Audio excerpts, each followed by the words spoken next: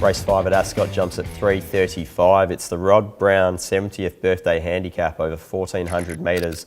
And once again, we'll have a look at that most recent trial of Stoicism. Stoicism is down now to give chase strongly on the outside. It's coming home the better. And Stoicism has swept up to Silver Queen at the 200 metre mark and pounced on the lead. Well clear of Deadly Touch. Stoicism takes over, draws clear in a classy display. Is coming right away from Silver Queen. And Stoicism stretching out beautifully in the black blinkers wins well by 2 1/4 Silver Queen. Stoicism has been scratched not once, not twice, but now it finds itself in the third of 3 nominations, and it finally looks to have found a very suitable race. It's got William Pike on board, gate 5, should lob 1 out, 1 back, you would think. And if the horse has enough fitness under its belt, you'd think it would be going through the line very strongly indeed. Historically, it's done its best work fresh. So it goes on top for me from the 7 Inflation, who ran a really big 600 to 400 metre figure last start there at Pinjarra. We'll get a good guide with Patristic running in the first race, but I think Inflation looks to find the front once again, and if it can use that same kick, it would be better suited going up just that extra 1400 metres. It does look very suited in this race. Third pick is the 8 Bell My Pago, who last start had some solid support. It was a short favourite and just seemed to get itself into a little bit of trouble at one stage. It was coming out a bit wider than maybe it would have wanted to, but it was doing its best work late. 2 starts prior, it had no luck at all. So I think it might very well find a slightly softer run from gate 4. And then the 4th pick is the 9 Good Fortune, who just seemed to end up on speed last start. I think it will be going back in this field, and it seems to have been doing its best work, just given that time to settle, get itself into a rhythm and finish off with 1 final burst. So I'll give it one more chance from that wider draw today. On top in race 5 is a 3 Stoicism from 7 Inflation, 8 Bell My Pago and the 9 Good Fortune. Race 6 at Ascot jumps at 4:10. It's the Valley Desmond Foynes handicap over 1200 metres, and our horse in focus has had 2 trials, so we'll have a look at the most recent of those. The horse is Money Maher. Away from the inside, there's a run through for Diamond Tonique. On the outside, coming at them is I Am Incredible. Money Mahar's out wider, still under a pretty good hold. And then came Chest and Flyer. Money Mahar moved up strongly on the outside. Getting the inside run is Diamond Tonique. Money Mahar's in front. Diamond Tonique the inside. Battling away undisclosed. It's Diamond Tonique coming through on the inside of Money Mahar, but Money Mahar too strong, beat Diamond Tonique. Money Maher has been gelded since we last saw this galloper running around in Adelaide.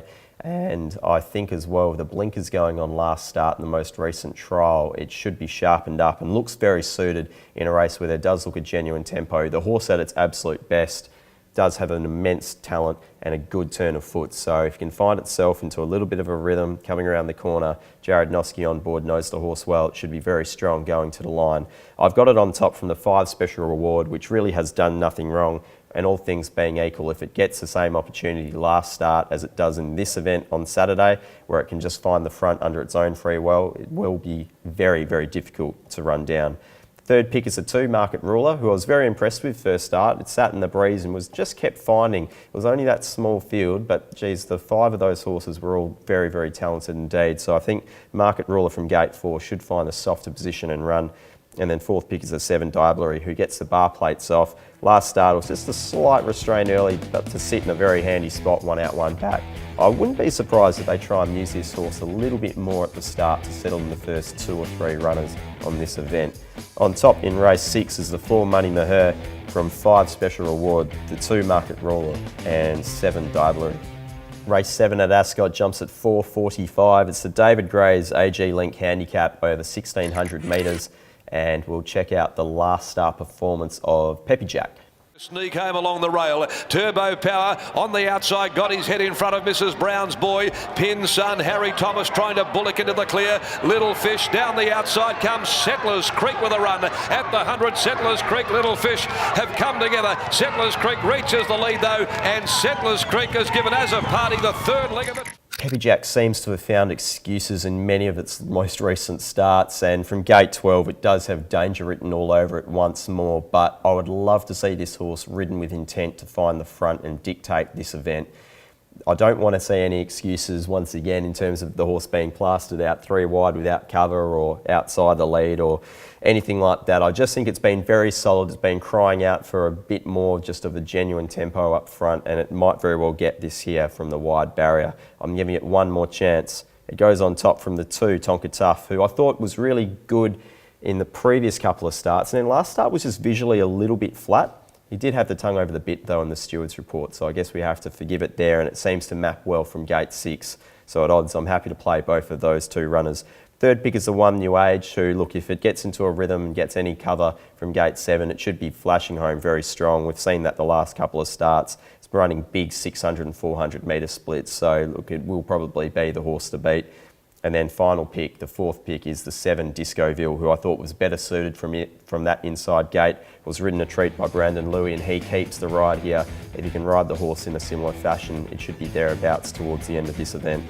On top in the final race is the 3, Peppy Jack, from 2, Tonka Tough, 1, New Age, and the 7, Discoville.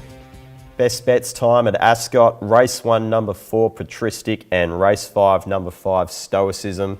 That's all for me here on the box seat. If you'd like to keep up to date with us here at Perth Racing, check out our website or follow us on social media. Until next time, I'm Pete Anthonus. Good punting and go well.